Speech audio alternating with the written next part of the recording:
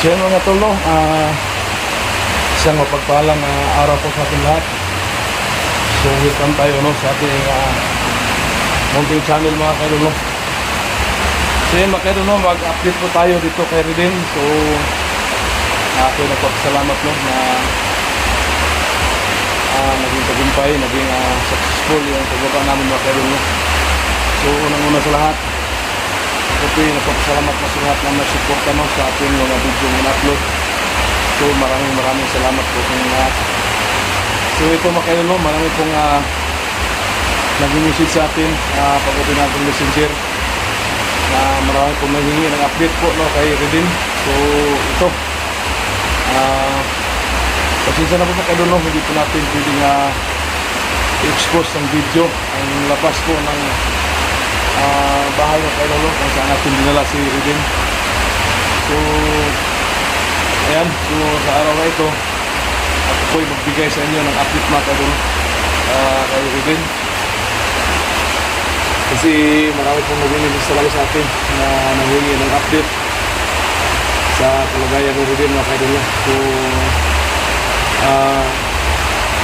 sa hindi pa kilala kay Redin mga kaidol, so marami nagtatanong din sa atin kung sino ang bata na yan, kung bakit natin inuuna na pinagsikapan natin maligtas, kasi talagang napaka-importante po para sa ating sarili mga kaidol, kasi may nagsabi sa atin na bakit ko daw pinagsikapan na iligtas si Redin. So ngayon ko lang sasabihin sa inyo mga kaidol, so sa hindi pa nakakaalam, so ito ang pagkakataon na malaman ninyo tungkol kay Redin. Yung si Redin mga kaidol, yung pang bata na siguro past 3 mga 3 taon na nakalipas, sa yung bata na naligtas ko sa gubat na nakatali sa isa sa anak ng komandor mga kaidol. So ang kwento ng buhay na Redin, siya po isang anak ng bandidong komander. Yung ama niya pinatay ng mga kasamahan ng mga komander mga kaidol, kasi dahil sa isang bagay. Kaya ano natin sa kanya, nalaman natin sa kanya buong pagkatao. So marami pong nakasubaybay. So ito nagpapasalamat, no, kasi marami nakakalam tungkol kay Redin. So sa mga bagawang viewers po natin, so isa po yung batang alaga natin, unang batang alaga ko po, no, na naligtas ko. Tapos kasama kami sa pagbubad dati, kasi ginawan ko siya ng account. Yung account niya, sa hindi pa nakakaalam, pwede po ninyong tingnan sa YouTube. Redin Adventure po yung account niya. Halos maraming pagkakataon siguro kami nagsama ni Redin nag-vlog. So tinihinto ko siya kasi pinapaaral ko siya makalaro, kasi gusto niya mag-aral, kasi nakita ko din na noon sa mura ng edad ay talagang hindi siya bagay na sumasama sa akin sa pag-explore mga kaidol, kasi nakakabata ka na talaga. So ang ginawa ko, nilagay ko siya sa ibang lugar layo dito sa amin. So unang pag-aral niya mga kaidol, kasi nag-aaral siya ng ALS para kung nakapasa siya sa ALS mga kaidol. Kaya naka-direct school siya sa grade 6 mga kaidol, sa grade 6. Nakapag-graduate siya ng grade 6, tapos nakapag-aral siya ng grade 7.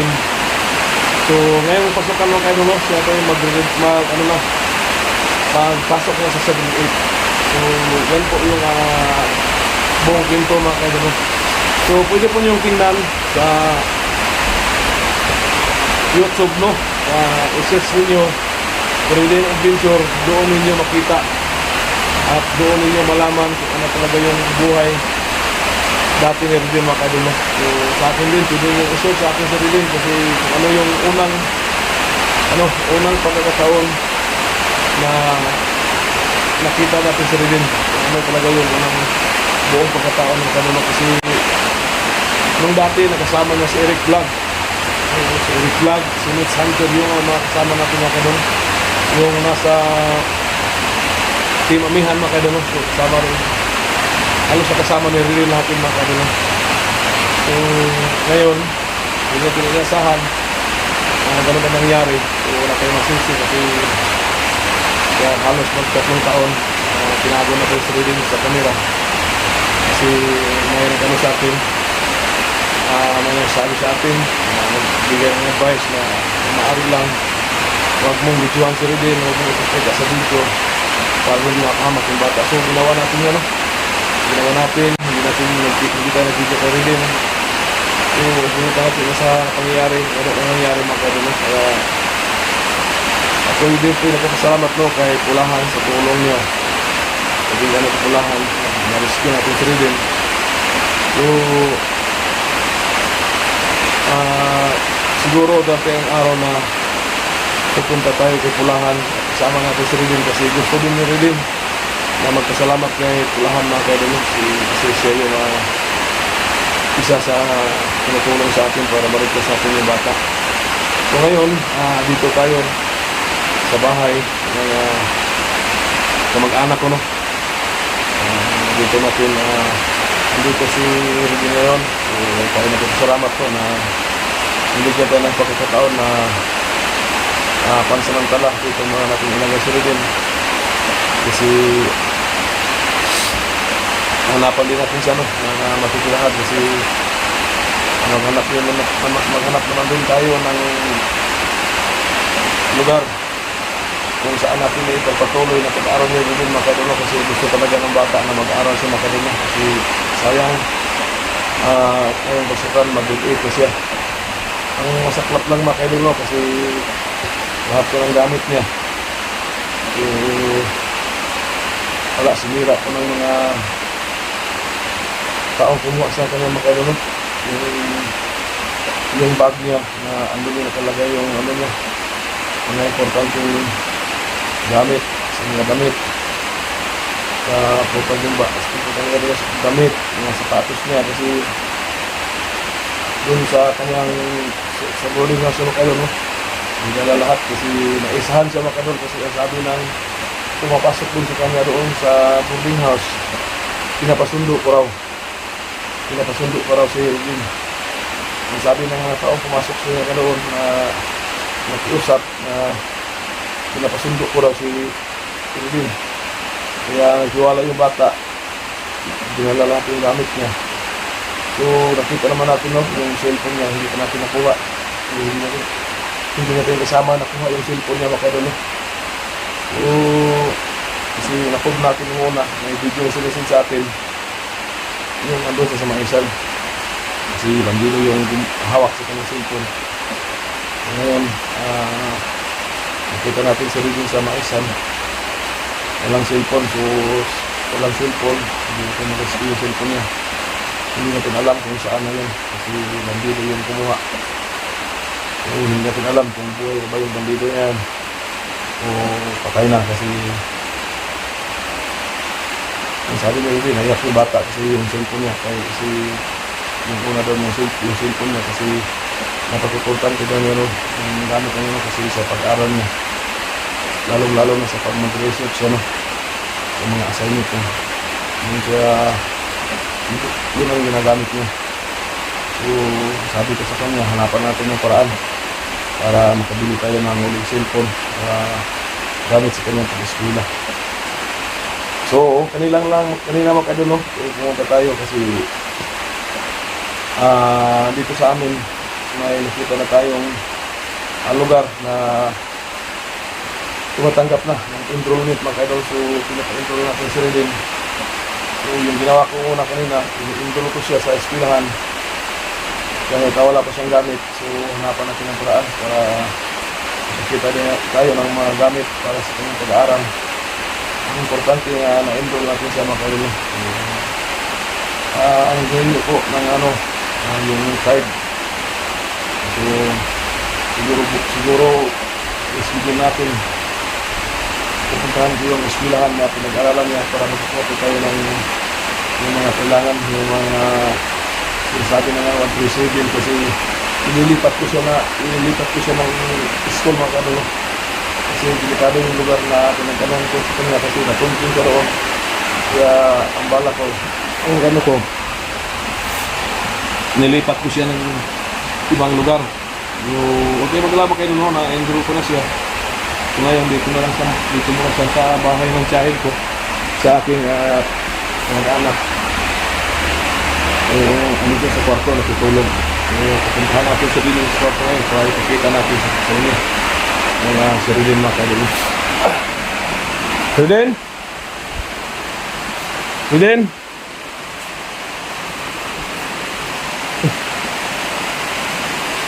Gusto ka? Ha? Okay lang. Wala. Musta imong kaon? Hindi. Oh, kira ba kayo? Oh, naka-enroll ako dito ha. Naka-enroll ako og kuan, eskwelahan nimo. Oh. Nga pong tao naman ba? Musta rin? Okay ra rin? Oh, kira man kayo? Kira. Ay, nang utana ba? Ano ba rin kayo uyab? Wala pa lagi. Jay. Ay, makadalo. Ayan si Ridin. Ay, lagagulot yung mong cellphone. Ang saan yung cellphone na yun? Ay, lagagulot yung mong cellphone. Kaya pangitara na tutog pagit yung cellphone yun. Hindi na. Kuha man sa mga kuhan. Ha? Kuha itong nagkuhan sa kuha. Nagkuha sa kuha. Kuha ng katiloy. Pagkuhan ba?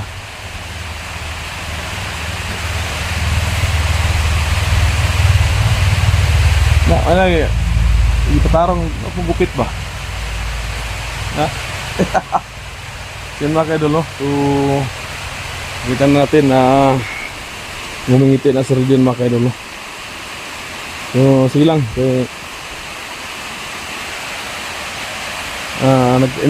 nagpa-endro lang ka dito. Dito. Ato lang dito sa kuhan imong eskwelahan kay kuha no tayo mong 137 og imong card. Ikapasar man ka grade 7 ka. Oh, pasar ko. Ha? Pasar. Ikapasar ka? Kasi wala ka pasar. Pasar lagi. Ha? Marag tip-tip ito. Tipit. Ya, wala kay cellphone na ni. Saon man nato ni. Na. Bag ni mo.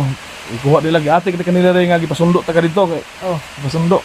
Nga mo ni uban ka kay gipasundo ta ka daw mo ilang pasangil. oh, sundo daw ko daw. Dahil yung daw kong pakuha dito. Kaya sa kuha, ubad po ko. Unsa may ingon nila dai? Masla nga. Masla nga. Diyan, gipakuha nga, gipasundo mi si mong daddy. Kami sundo sa mga. At dito sila, yadaw. May uban na po ko. Yun mga kadol, no? So yan.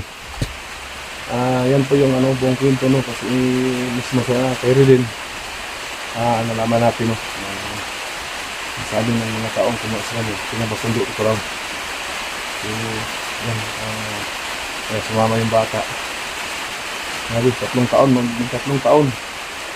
So, si Ridin, eskwila ng kag-alas, no?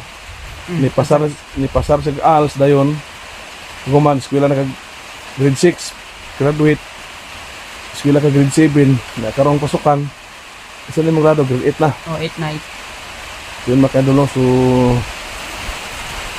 tayo nagpasalamat mo kasi si Ridin nakahabol siya makadolo sa kanyang edad at para magtugma yung edad niya sa kayong grade na pag-aaralan makadolo kasi yung unang step niya galing sa bundok nag-aaral siya ng ALS.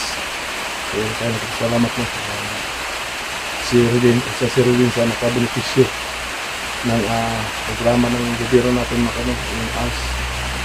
So yan, nakahabol siya. Tayo nagpasalamat kasi sa usukan mag-graduate pa siya. So hindi natin maasahan na kayo, no?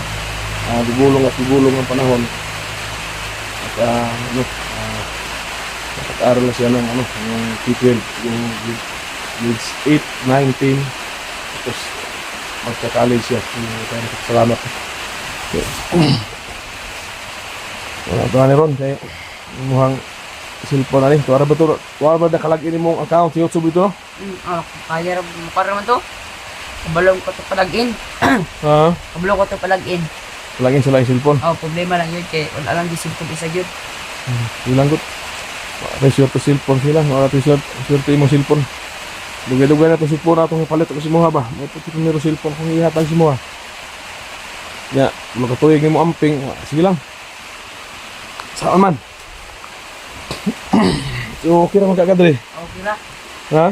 Kira ko dire. Okay ra. So na. Smile po. So yan mga kaidol, no? So nagbibinata na si Ridin. Ilang taon, pila na pila edad mo? 114. 14? Oh, 14 na 14. So 14. 14 guwa nga. 14 na. Ha?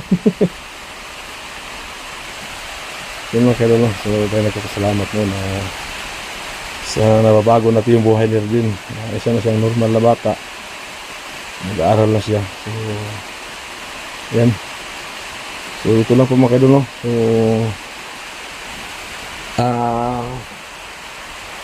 ayan. So yan mga kaidol. So ayun siguro, no? Hanggang dito na siguro yung update natin kay Ridin. So at least na yung nag-request sa atin, no? Na naghihingi ng update. So yan. Bigyan natin sa inyo. So maya mas baka ma-upload natin ito. So ayan. Sa mga nag-request na naghingi ng update kay Ridin. Kasi siguro itong naghingi ng update kay Ridin sa nakasubaybay ito sa atin, no? Mula pag-umpisa ni Ridin, nakita natin sa YouTube. So siguro isa ito sa nakasubaybay. Nakasubaybay silang lahat mga kaidol, kaya naghingi sila ng update. So ayan. So sa imo hangwan Ridin. Kuan sama magbabay na. Hi, okay ka diri. Okay, bye guys. Okay na ko dire guys. Ano ko bala ka? Enroll na ka. Oh, na-enroll ako. So ang atong gamit lang nimo ni. Oh, gamit na lang kulang. So siyan mga kaidol. Siyan mga kaidol. So ayan. Maraming salamat po sa lahat ng support, ano. So ayan, sinabi ko, pwede niyo tingnan sa YouTube yung account ni Ridin para malaman ninyo kung ano yung buong kwento, yung hindi pa nakasubaybay sa pagkatao ni Ridin. So ayan po, thank you, maraming salamat.